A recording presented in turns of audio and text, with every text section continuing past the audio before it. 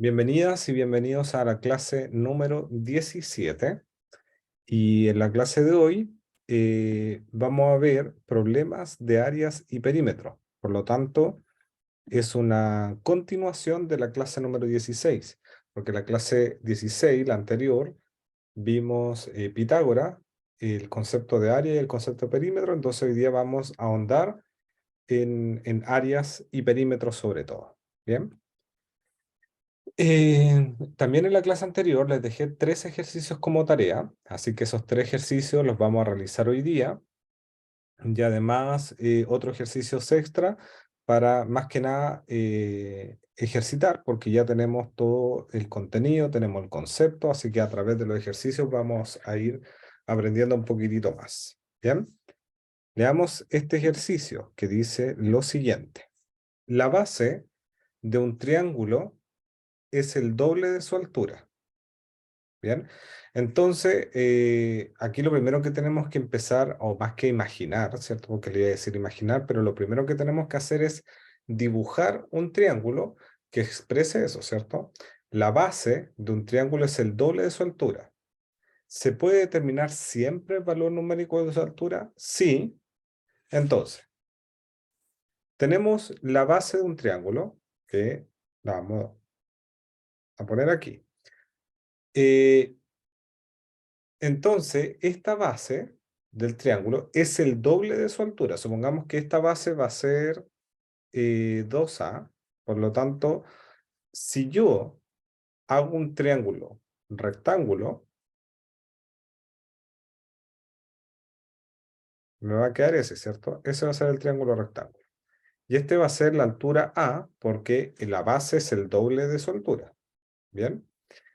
Eh, si yo les preguntase a ustedes, ¿estaría correcto lo que yo acabo de representar? ¿Ya? Esto tiene que ver más que nada porque en estas preguntas que son de suficiencia de datos, y en general para todas, no necesariamente para este tipo de preguntas, pero en general para todo, ustedes tienen que siempre representar algo que sea lo más general posible. ¿A qué me refiero con esto? Que si yo estoy dibujando este triángulo es muy específico. Este triángulo es un triángulo específicamente rectángulo. No hay otra posibilidad. Entonces un triángulo cualquiera, un triángulo lo más general posible, porque si es general ese triángulo, me va a permitir darme cuenta de que si se va a cumplir siempre o no se va a cumplir siempre. Porque si yo hago el estudio sobre un triángulo rectángulo, a lo mejor las condiciones se van a cumplir en el triángulo rectángulo, pero en otro, no en otro tipo. Entonces, por eso tengo que ser capaz de dibujar lo general. Por lo tanto, yo les recomiendo que no dibujen este triángulo, que es lo primero que a uno se le viene a la mente. Tendría que dibujar un triángulo que fuese un triángulo típico, general, que no es rectángulo, que no sabemos si isósceles, no sabemos si es escaleno, no tenemos idea, nada más que decir que esta base vale 2A y su altura vale A. De esa forma, miramos este triángulo de una forma general, bien, que podría cumplir alguna condición en el rectángulo, por ejemplo, o en un agudo, da lo mismo, pero esto es un triángulo general.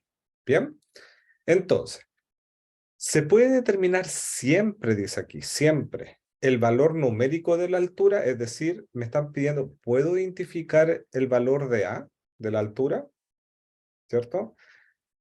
Esto es suficiencia de datos, entonces suficiencia de datos me está diciendo, con la información 1, ¿puedo obtener A? No me están diciendo calcula A, no me están diciendo calcula A, me están diciendo, ¿podría obtener la solución?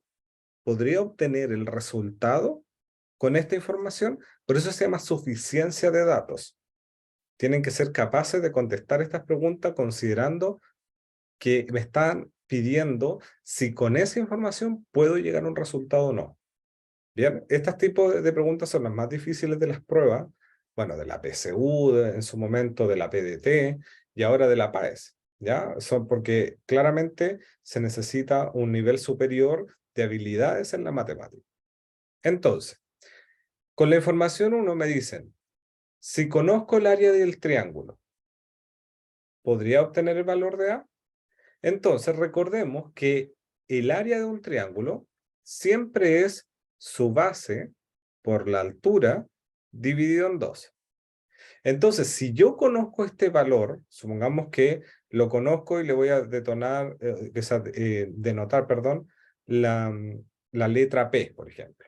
Ya, P. Es igual a la base es 2A, ¿cierto? La altura es A, partido en 2.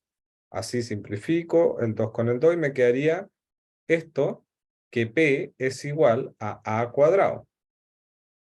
Entonces, para poder despejar A, porque eso es lo que yo necesito, A, tendría que aplicar raíz, ¿cierto? Entonces, A me quedaría igual a raíz de P.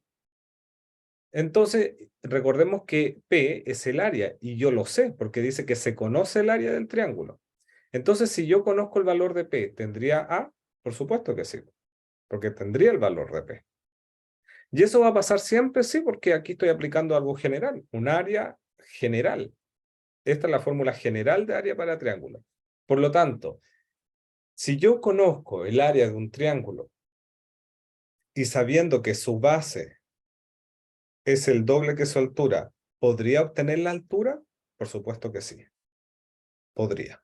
Bien, entonces la información 1 me permite calcular siempre la altura. Entonces, la alternativa me dice la 1 por sí sola. ¿Me sirve la 1 por sí sola? Sí, pues me sirve.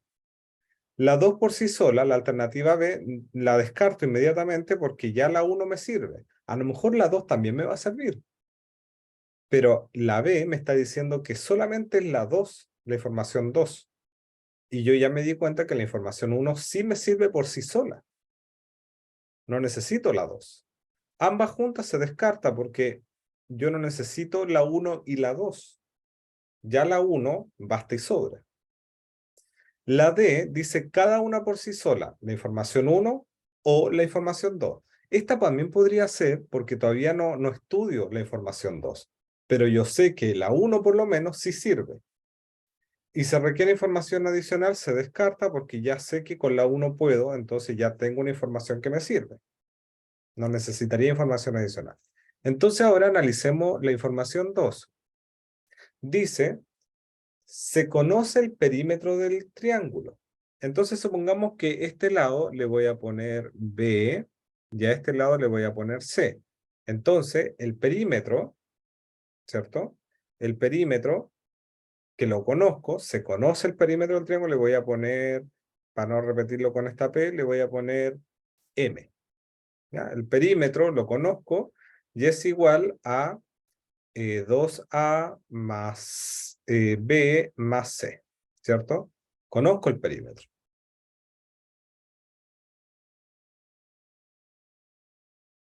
Aquí yo conozco este numerito, lo sé, me lo dicen ahí, conozco el perímetro. Pero de todas formas voy a tener dos letras que no conozco.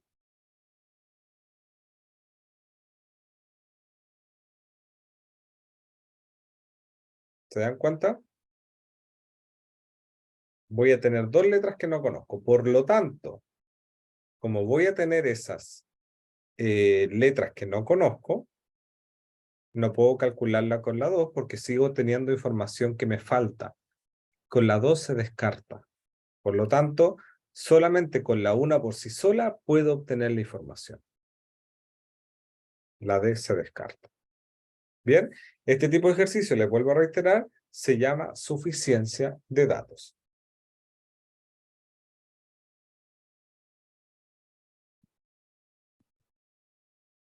Vamos con el siguiente. Dice, si en el triángulo ABC de la figura 14, CE vale 3 centímetros. Este pedacito vale 3. Y BE vale 12. BE vale 12. ¿Cierto? Entonces, la medida de CD esta. Fíjense que esta es la altura. CD es perfecto. Entonces, aquí nosotros tenemos que ser capaces de ver qué teorema voy a utilizar en qué momento. Recordemos el teorema de Pitágoras. Voy a poner aquí, teorema Pitágoras, que nos decía que la hipotenusa al cuadrado es igual al cateto 1 al cuadrado más el cateto 2 al cuadrado. Esa era su fórmula. Después venía teorema de Pitágoras, perdón, teorema de Euclides, ¿cierto? Y teorema de Euclides tenía tres formulitas.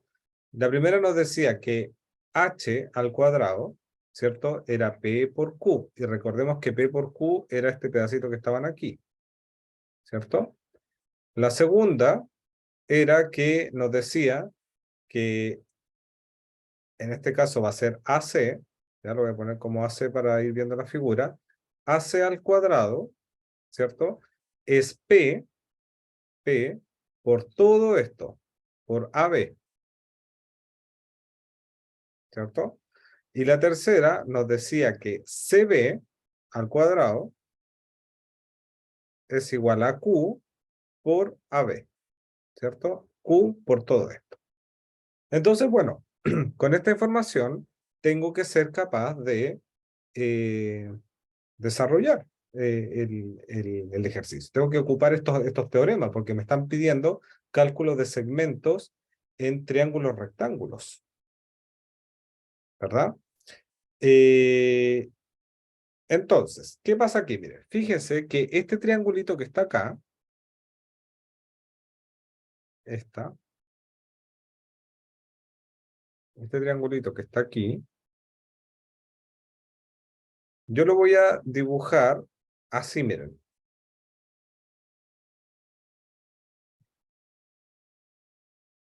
Donde D, lo voy a poner aquí, entonces ahí en 90 grados, ¿cierto? C lo voy a poner acá, y B lo voy a poner aquí. Como que lo roté, ¿cierto? Es así, un giro. ¿Ya? Y aquí está la altura de E, ¿cierto? ¿Estoy bien? O parece que me equivoqué en esta cosa. A ver, D. Ah, no, estoy bien. Lo que pasa es que, bueno, pero está bien. Lo que pasa es que las dimensiones están extrañas porque yo hice mal el dibujo, pero por dimensiones nomás, ¿ya? Entonces, EB vale 12 y S vale 13, ¿ya? Por eso les digo que dimensiones, porque está extraño el dibujo, porque este 3 y este 12 y este es más chiquitito. Pero no importa, lo que vamos a aplicar aquí son las propiedades, ¿cierto? Entonces, ¿qué podría yo identificar con esto? Fíjense que si yo eh, calculo este numerito, calculo este espacio, estoy calculando CD, y CD es justamente este.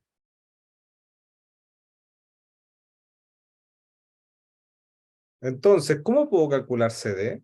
Lo puedo calcular con esta fórmula, ¿cierto? Porque es CB, que en este caso, recuerden que yo lo puse como ejemplo, pero sería este lado al cuadrado igual a Q por todo esto. Entonces, CD al cuadrado es igual a 3, ¿cierto? Por 3 más 12, 15. Bien, entonces CD al cuadrado es igual a 45. Aplico raíz, CD es igual a raíz de 45. Y recordemos que 45 es 9 por 5. Entonces, la raíz de 9 es 3 y la raíz de 5 sigue siendo 5. Raíz de 5. Entonces me quedaría que CD es 3 raíz de 5. Bien, recordemos esto. Hago un repaso. Tenemos este triángulo que está, que yo lo remarqué en rojo, ¿cierto? Entonces, este triangulito remarcado en rojo si ustedes se dan cuenta, ahí, yo lo voy a volver a dibujar, pero lo voy a dibujar de la forma que puedo visualizar mejor. Alguno a lo mejor me podría decir, profe, yo puedo ver desde ya teorema de Euclides, ahí. Pero hay alumnos que no lo ven bien porque están acostumbrados a dibujarlo de esta forma, ¿cierto? Porque así se enseña. Entonces, para eso simplemente lo voy a hacer de nuevo. ¿Ya? Lo voy a hacer de nuevo. Ahora lo voy a hacer con las dimensiones más correctas para no confundirlos con eso. Entonces, ahí yo lo dibujo de esta forma porque así estamos acostumbrados a ver Euclides. Entonces, aquí provoco el 90 grados, ¿cierto? Y aquí está mi altura, la famosa altura de Euclides. Bien, entonces, SD pasa a ser este. SC pasa a ser este y este pasa a ser B. Porque lo que yo hice es agarrar este triángulo y girarlo, lo giré, ¿cierto? Lo giré en ese sentido, de izquierda a derecha, como que agarren B, agarren la puntita B, agarren la puntita C y gírenlo hacia la derecha y les va a quedar esto. ¿Bien? Entonces, yo sé, ¿ya? Yo sé que, y este puntito es C, este es E. Yo sé que CE vale 3. Sé que EB vale 12. ¿Bien? Y a mí me están pidiendo CD, ¿cierto? Me están pidiendo este, CD, que sería este pedazo. Y ese pedazo en Euclides, recordemos que se calcula como, si a este le ponemos, por ejemplo, B corta, sería B cuadrado es igual a este pedacito que está justo abajo de él, a 3, por todo esto, y todo esto vale 15. Y ahí es donde hago todo este desarrollo y me quedaría que es 3 raíz de 5. ¿Ya? Lo más complicado yo sé que no es esto, porque este es el cálculo y esto es como seguir básicamente la fórmula, ¿cierto? Y donde ustedes tienen que despejar. Lo complicado es, entre comillas, ¿cierto? Es darse cuenta que en este triángulo tengo que aplicar Euclides, ¿cierto? En este solo triangulito. ¿Bien?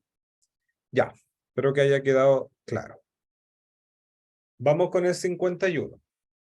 Ejercicio 3 para nosotros. Dice, en la figura 13, si el triángulo ABC es rectángulo en C, entonces aquí yo inmediatamente pongo el rectángulo, 90 grados. Y AC es igual a BC, es igual a BC. Y dice que es igual a 6 raíz de 2. Este es 6 raíz de 2 y este es 6 raíz de 2. ¿Cómo se llama este tipo de triángulo cuando tengo que sus lados, no su base, sino que sus lados son iguales? Se le llama triángulo isósceles, ¿cierto? Aquí, este triángulo isósceles, su característica principal es que este lado es igual a este lado, y además que este ángulo es igual a este otro ángulo. A este se le llama triángulo isósceles. ¿Bien? Triángulo isósceles. Entonces, nosotros sabemos que este ángulo es igual a este ángulo. ¿Por qué? Porque es isósceles. Dice, entonces, CD, ¿cuánto vale? CD, este pedazo, ¿cierto? Que sería la altura. ¿Cuánto vale la altura? Aquí también tenemos que ser capaces de visualizar todo esto de forma muy amplia, digamos, porque podemos aplicarlo de muchas formas. Primero, en un triángulo isósceles, como esto, ¿ya? Ocurre algo muy interesante, que este H es igual a este y a este. Pero eso ocurre solo cuando yo tengo triángulos isósceles. Entonces, la altura CD es igual a AD y a DB. ¿Por qué? ¿Por qué pasa eso? Fíjense.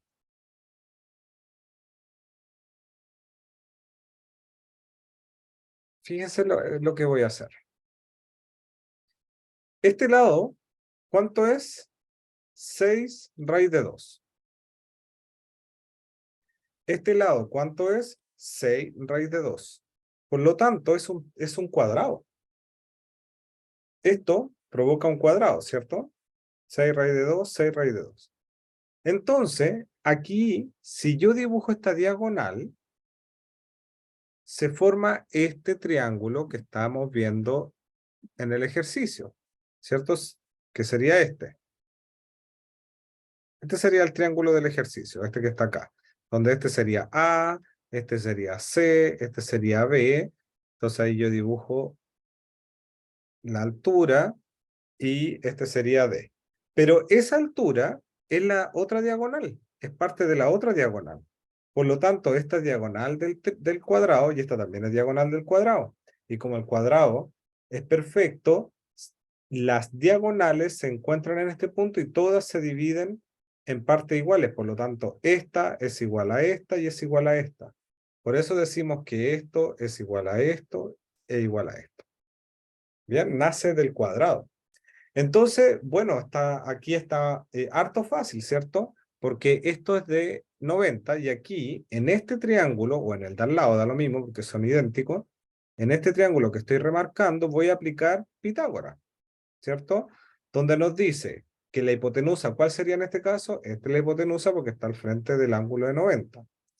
Entonces, la hipotenusa, 6 raíz de 2 al cuadrado, es igual al cateto 1 al cuadrado, da lo mismo si este es el cateto 1 o este es el cateto 1. Vamos a poner este, cateto 1 al cuadrado, más cateto 2 al cuadrado. Ambos catetos son iguales, así que da lo mismo. Y ahora simplemente tengo que encontrar la h porque me están pidiendo CD y CDH, y que es igual a todas. Entonces aquí me quedaría 6 al cuadrado es 36, ¿cierto? Y raíz de 2 al cuadrado sería 2 porque se anula la raíz. Y aquí me quedaría 2h al cuadrado. H al cuadrado, aquí los dos se eliminan porque ese 2 pasa dividiendo, y ahí se anula, es igual a 36. Por lo tanto, al aplicar la raíz, me quedaría que h es raíz de 36 y h es 6. ¿Ya? Les vuelvo a insistir, chiquillos, que geometría, lo difícil es identificar las figuras donde yo tengo que aplicar cosas, ¿cierto? Yo creo que eso es lo más complejo. ¿Cómo podemos estudiar para que podamos después desarrollar el ejercicio solo, ¿cierto? Porque aquí a lo mejor lo van entendiendo y todo, pero porque yo les voy dando los pasos.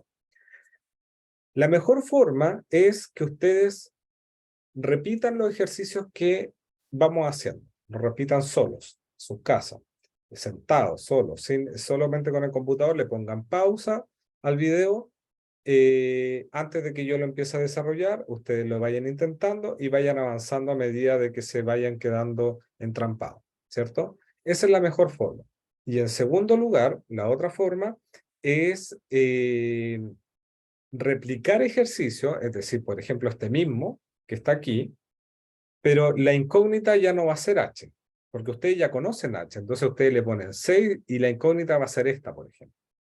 Ustedes mismos se van inventando. La incógnita, ustedes saben que es 6 raíz de 2, pero ustedes la ponen como incógnita a ver si es que llegan a ese resultado. De esa forma, su cerebro se va a ir dando cuenta de que puede mover las figuras. Y también, como tercera cosa que les va a ayudar mucho, impriman ensayos o si es que tienen ensayo y les toca este tipo de ejercicio, van a poder dar vuelta a la hoja, rotarlas.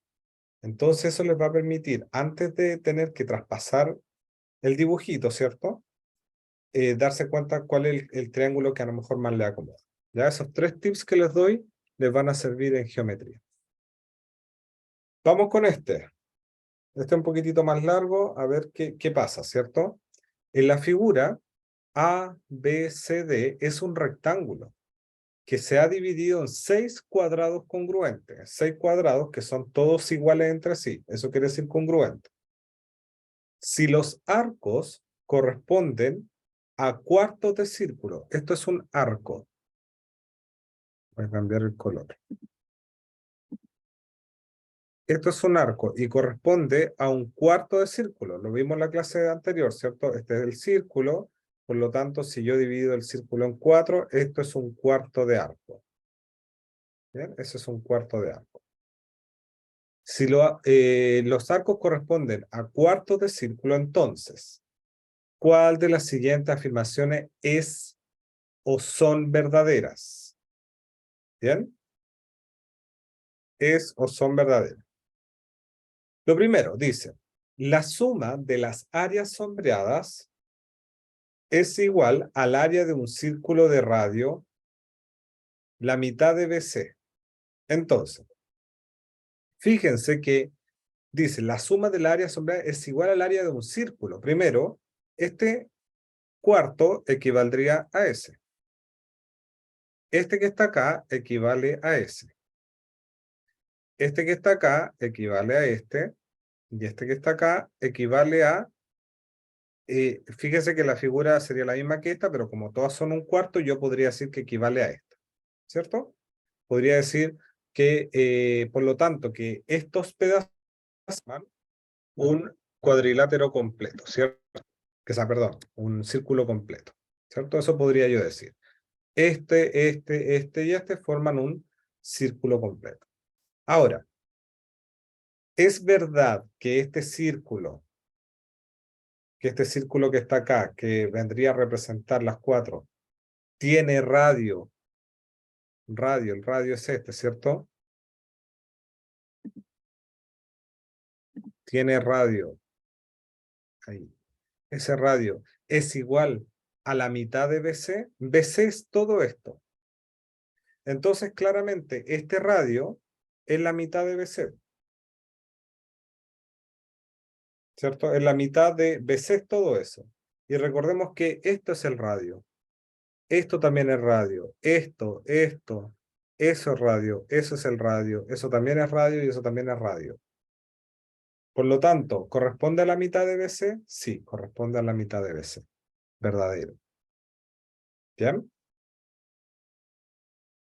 Dice, la 2, la suma de los perímetros de las áreas sombreadas es igual al perímetro de una circunferencia de radio 1/3 de AB. Ya, este es AB, ¿cierto? Este es AB. Por lo tanto, este radio, equivale a la mitad de BC, pero también equivale a 1/3 de AB, porque AB está dividido en 3 pedacitos, por eso decimos 1/3 de AB.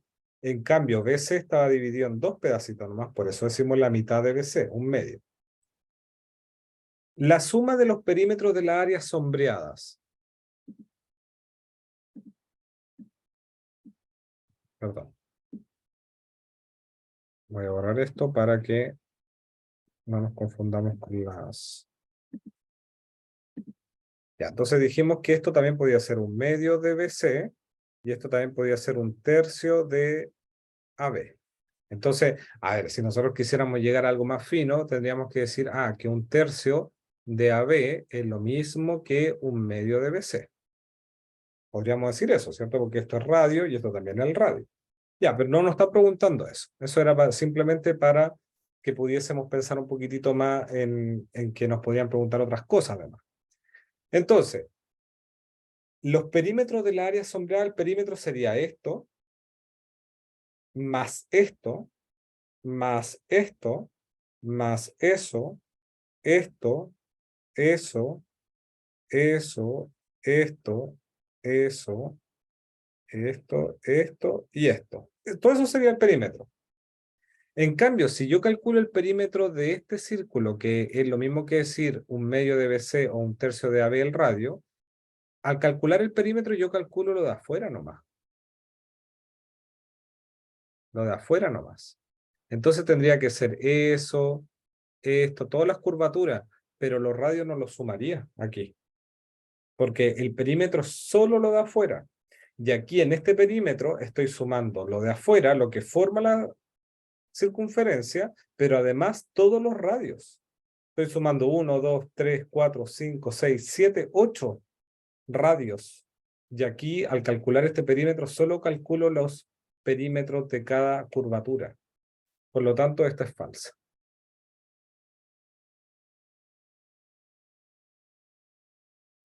Dice, la suma de los perímetros de las regiones sombreadas es mayor que el perímetro de A, B, C, D. Eso quizás puede estar más complicado, ¿cierto? Porque, a ver, ¿cuánto sería el perímetro del rectángulo A, B, C, D? Supongamos que este lado vale A, ¿ya? Por lo tanto, todos estos valen A. Todos. Todos, todos, todos, todos. Entonces, ¿cuánto sería el perímetro del rectángulo? Sería 1, 2, 3, 4, 5, 6, 7, 8, 9, 10. 10A. ¿Cuánto es el perímetro de la región sombreada? Vamos a poner sombreada. ¿Cuánto sería el perímetro? El perímetro primero sumaría cuántos A solamente en radios, sumaría este, 1, 2A, 3, 4, 5, 6, 7, 8A, más tendría que sumarle el perímetro de la circunferencia, porque sería esa curvatura que corresponde a esa, esta curvatura que corresponde a esa, esta curvatura que corresponde a esa, y esta curvatura que corresponde a esa. Entonces tendría que sumarle el perímetro. El radio dijimos que era A, porque ya lo definimos, A. Y el perímetro se calcula como 2pi por el radio, que en este caso sería A. Entonces nos quedaría 8A más 2pi A. 2pi A es mayor que 2A. Por lo tanto, 8A más 2pi A es mayor a 10A. Obligatoriamente. 10A, ¿cierto? Es menor que 8A más 2pi A. 2, de nuevo lo repito, 2pi A es mayor que 2A. Por lo tanto, inmediatamente tengo que decir que eso es mayor que 10A. ¿Ya? Veamos. Con dijimos entonces que la suma del perímetro de las regiones sombreadas es mayor que el perímetro ABCD, eso es verdadero. Por lo tanto, la alternativa correcta sería 1 y 3, la verdadera.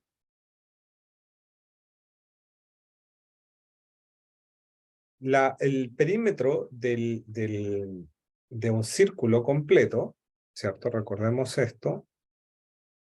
El perímetro de un círculo completo siempre va a ser 2pi por el radio. Siempre.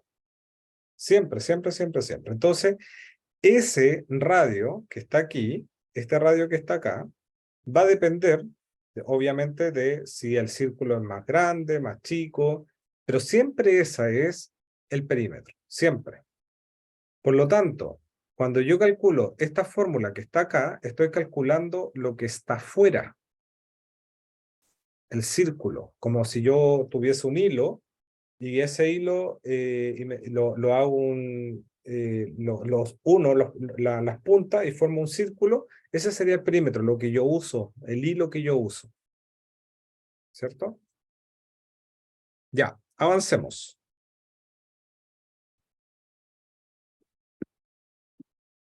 Dice, en la figura ABCD, ¿cierto? Es un rectángulo en el cual BC es igual a 8. BC es igual a 8 centímetros. Los triángulos son todos equiláteros. Estos triangulitos son todos equiláteros. ¿Qué quiere decir equilátero? Triángulo equilátero quiere decir que todos los... Me quedó feo el triángulo, de nuevo. Todos los lados del triángulo son iguales. Si este mide, por ejemplo, A, esto va a medir A y esto va a medir A. Todos. Y por lo tanto, sus ángulos también son todos iguales. Eso quiere decir equilátero. Entonces, los triángulos son todos equiláteros. Estos triangulitos aquí abajo, porque no hay otros, ¿cierto?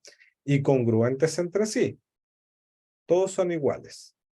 el perímetro de la región sombreada es el perímetro de la región sombreada. Entonces, primero voy a crear el perímetro, ¿cierto? Imaginemos que lo sombreado es un terreno y necesito hacer un cerco. Con el rojo mejor que se ve bien. Aquí, necesito hacer un cerco de la región sombreada. Entonces sería ahí, todo eso. Y después simplemente tengo que sumar, ¿cierto? Todos estos lados. Ahí, todo esto. Este es el cerco completo, ¿cierto? Ahí. Ya, ¿cuánto mide todo esto? 8. ¿Cuánto mide este pedacito? Este pedacito vale 2. ¿Por qué? Porque recordemos que aquí nos dicen que este triángulo es equilátero y nos dicen que la base del triángulo es 2. Si esto vale 2, bueno, esto está de cajón que vale 2, pero también este vale 2 y esto vale 2. Todo igual. Este pedacito vale 2. Todo este, 2, 4, 6, 8. Esto vale 8. Este pedazo que está aquí vale 6. ¿Por qué? Porque todo esto valía 8. Y yo le quito 2, que ese 2 no se cuenta, todo esto vale 8 y le quito 2, me queda 6. Y después, ¿cuántos 2 tengo? Tengo 1, 2, 3, 4, 5, 6, 7, 8, 9, 10.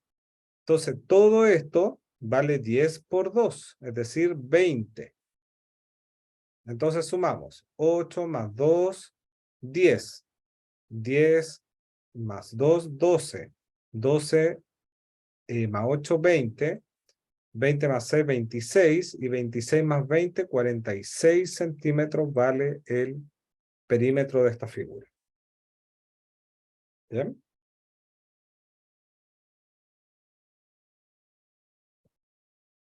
Vamos con la siguiente. Dice, el largo de una piscina rectangular, esta es la piscina rectangular supongo, ¿cierto? Es el doble de su ancho. Primero vamos a leer. El largo de una piscina rectangular es el doble de su ancho. Se construyó una cerca rodeándola. Ah, entonces esta es la piscina. Rodeándola, separada 1 metro de sus bordes. Si el área cercada es de 40 metros cuadrados, ¿cuál es el largo de la piscina de la figura? Bien, veamos de nuevo. El largo de una piscina rectangular, ¿ya?, es el doble de su ancho. Entonces vamos a poner que esta es la piscina, ¿cierto? Entonces su largo vale 2A y esta va a valer A. Porque como no nos dicen número, yo voy a tener que hacer ecuaciones y utilizar el álgebra, ¿cierto? Se construyó una cerca rodeándola, ¿cierto? Entonces rodeamos nuestra piscina. Separada 1 metro de sus bordes. Entonces, esta cerca que está aquí vale 2A más 2 metros. ¿Por qué? Porque este vale 2A. Entonces, esto es lo que se repite aquí, 2A. Este pedacito vale 1 metro, porque aquí, de aquí a acá hay 1 metro. Entonces 1 metro, esto vale 2A, y este pedacito vale 1 metro. Esto que está acá vale A más 2. ¿Por qué? Porque este pedacito vale A, este pedacito vale A, este pedacito vale A. Esto vale 1, esto vale 1. Y si esto vale 1, esto valdría 1. A más 2. Como es un rectángulo, esto también valdría 2A más 2, y esto A más 2. ¿Bien? Dice, si el área cercada es de 40 metros cuadrados, o sea, todo lo que yo cerqué, todo esto, encierra un área de 40 metros cuadrados. Entonces, 40 metros cuadrados es igual a 2A más 2, ¿cierto? Que sería el largo, por el ancho, por A más 2. ¿Cuál es el largo de la piscina? De la figura. Y la piscina, el largo sería 2A, por lo tanto tengo que descubrir cuánto vale 2A. ¿Bien? Aquí me queda un binomio por otro binomio, ¿cierto? Entonces me quedaría 40 metros. Bueno, voy a utilizar solamente los números para no tener tanta cosa, ¿cierto? Entonces 40 es igual ¿cierto? A, 2A por A, 2A cuadrado. 2A por 2, 4A. 2A por A, 2A. Y 2 por 2, 4. Me quedaría 2A cuadrado más 6A más 2.